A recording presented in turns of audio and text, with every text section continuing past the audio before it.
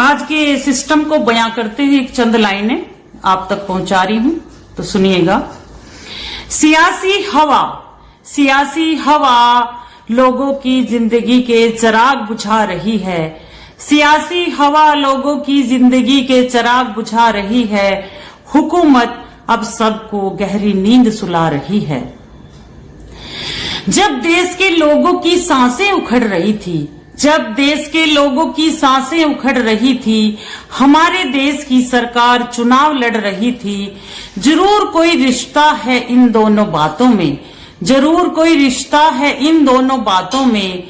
पहले रैलियों में भीड़ और अब शमशान में बढ़ रही थी। अगर पिछले दिनों पूरी हो गई होती प्रक्रिया अस्पताल बनाने की, तो देश में लोगों को जल्दी न होती शमशान जाने की। गरीबों की भी सिफारिश या जेब में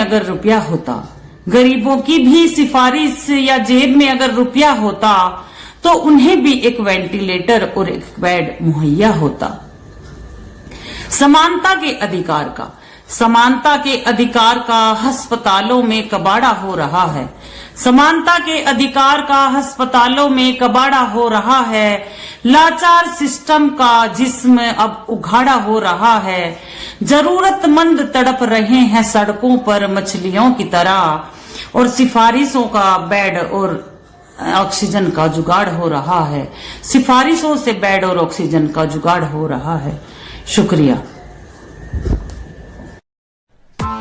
Press the bell icon on the YouTube app and never miss another update.